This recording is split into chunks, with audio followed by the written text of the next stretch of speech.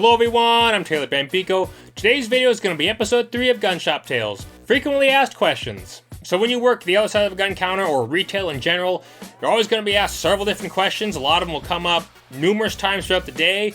So I figured let's just make a quick video about the ones that I'm most commonly asked. I lied.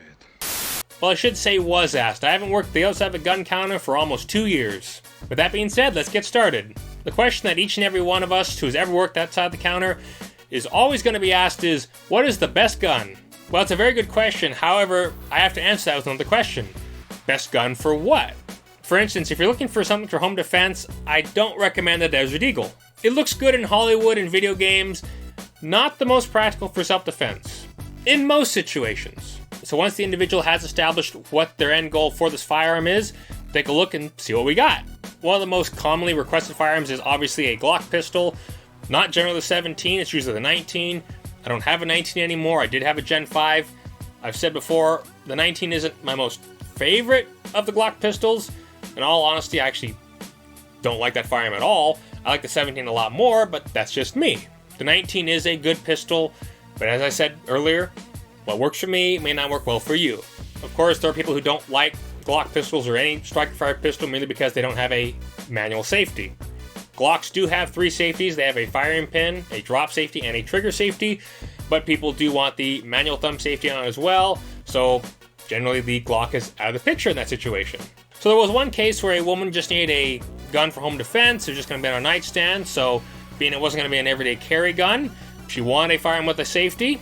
I showed her the Beretta 92FS. Now normally I do clear firearms beforehand like this one. We're good. I didn't do that with the Glock pistol merely because that firearm was clear, the trigger was to the rear. In fact, I haven't had any ammunition in that gun for at least a couple months now. Anyway, that woman did like this particular pistol. It was a bit heavier. I did say that it was going to help with recoil, which was good. She didn't want anything that would just fly out of her hands, though it's unlikely that a 9mm will fly out of your hands. But peace of mind. Of course, there are people who do want snub-nose revolvers. I don't necessarily recommend them for beginners. These do have a lot of recoil. In fact, here's my reaction to the first time I shot this one.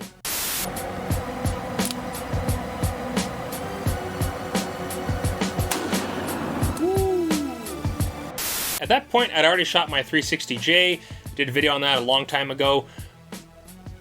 Thing with snub-nose revolvers is they do have quite a bit of a learning curve. And unfortunately, since I did the video with this firearm, I have not shot it. Just finding 38 special is a little bit more difficult, and when I have found it, I don't really feel like spending anywhere from $30 to $50 a box.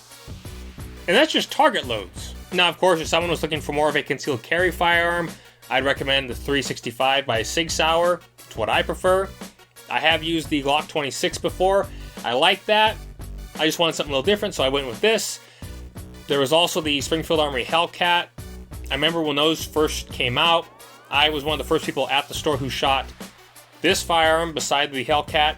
The individual who owned him, he was an instructor there. He preferred the Hellcat, I preferred the 365. It was really just personal preference. And to make a long story short, too late! And generally, that's what it comes down to, personal preference. Then, of course, there are people who will say 1911 or nothing. I don't generally recommend that as your first firearm. There was one person I did work with that was going to be the first gun they ever owned. However, they had been shooting, I don't remember if it was their father's or grandfather's 1911 since they were a kid. So that's one of the situations where, yeah, this would make sense as your first gun. But of course, with revolvers, you don't have to go with a snub-nose 38. You could go with a 4-inch or even a 6-inch 357.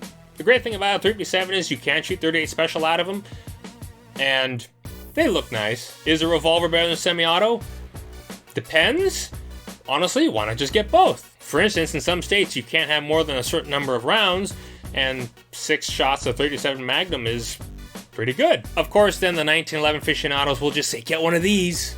That's one thing I do find horrendous is how in some places in the United States that you can't have a magazine which holds more than 10 rounds. This is only 7, but it's really frustrating that something like a Glock 17, you can't have 17 rounds in the magazine. Interesting. Anyway, kind of a long answer to a short question, but... And to make a long story short, too late! It's really not something you can answer with a simple yes or no. And now part of the answer to question 1 rolls into question 2. What do you recommend? Now, of course, when I was asked that question, generally I'd go with the CZ75. That's just Again, what I prefer, you got 16 round in the magazine, being it's a steel firearm, recoil is very manageable, pretty much anyone can shoot it, ammunition is affordable. Well, at the time I bought it, it's gotten a little bit better now, but it's still cheaper than 40 S&W or 45 Auto, and honestly I think it looks a little better than other firearms. But of course, if the person didn't want a hammer, then yes, I'd fall back on the Glock 17, or the Glock 19, or even the Smith Wesson M&P series. In fact, I had to go grab the M&P real quick. I didn't have that one here.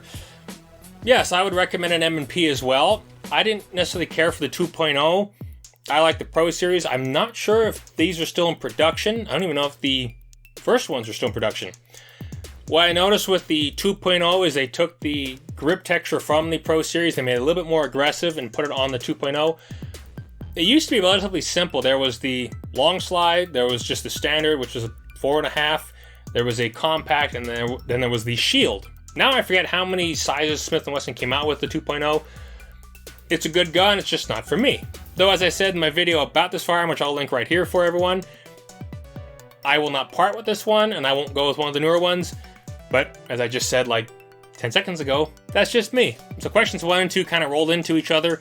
However, question 3 is one that you receive sometimes even more than question 1. I don't know why I put it to question 3. But question I'm always asked, at least in this situation, how much do firearms cost? Again, that varies from firearm to firearm.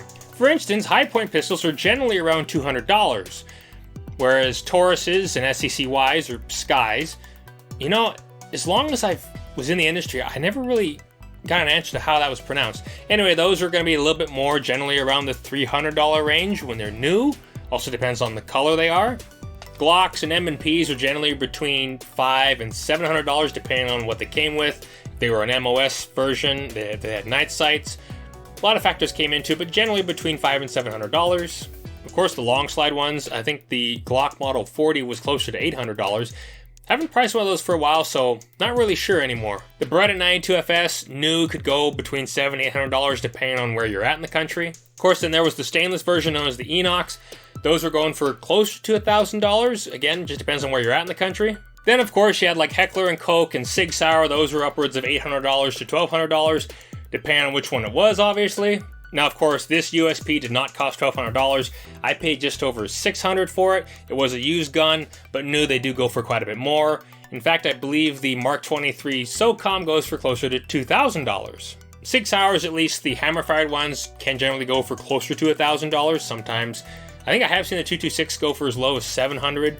The 320s go for a lot less, but I'm just talking about the all-steel hammer-fired ones in this case. Unfortunately, I don't remember how much the 320s went for. I wasn't generally the one who was selling those. That was usually the other guys. I was trying to sell these a lot more. Of course, then you have firearms like the Desert Eagle. This one, when I got it, was about, I think, $1,600 or $1,700.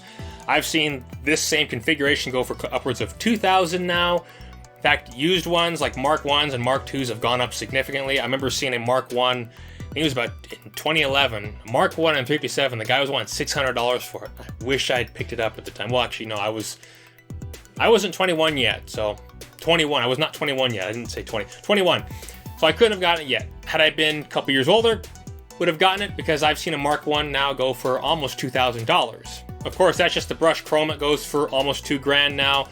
The titanium gold ones, then there's the tiger stripe ones. They go for, I think they go for almost $3,000, maybe $3,500. I don't know if I'd ever own a gold Desert Eagle. I should get the gold 50X Express barrel just so I have all 3 calibers, since I do have a 357 conversion for this one. In time, maybe.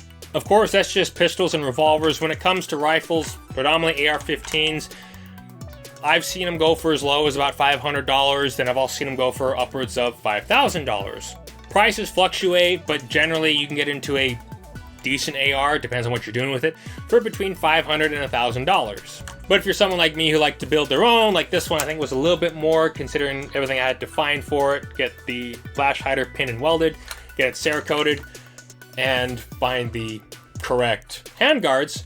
The stock, I remember where I got the stock. I think the stock was only about $100. It's an all aluminum one, which is kind of cool. Anyway, enough with me ranting. Let's get back to the questions, shall we? So one question that I received, and I'm sure everyone who's worked the other side of the counter has received, why do you need one of these? When you need it and don't have it, you sing a different tune. That applies to everything. Now, his next question was generally always aimed at me, no pun intended. I saw this gun in this movie or video game. What is it? And the reason that question was always aimed at me, again, no pun intended, everyone at the store knew that I was Mr. Movie Gun Guy. So generally I would go to IMFDB, type in the name of the movie if it was available anyway, and see what they had. And now for the last question that I was most frequently asked, what was it like to work at a gun store? Well, like any job, it has its ups and downs. There are days which are awesome and days which aren't, but that's just the way it is. Of course, I get to look at firearms all day of all different types, get to mess with them, get to go shoot at lunch, pick up quite a few of them that end up in my collection. You know, it's a lot of fun. Not necessarily good for your wallet, obviously, but, you know, you get to learn a lot, you get to shoot a lot, as I said. I was probably of all the employees there, I used the range more than anyone. You know, some of the guys at the range would say, oh no, we probably shoot more than you. No, you don't. I would shoot, I said, probably at least every lunch. Yeah, it was 4 days a week, 5 days a week.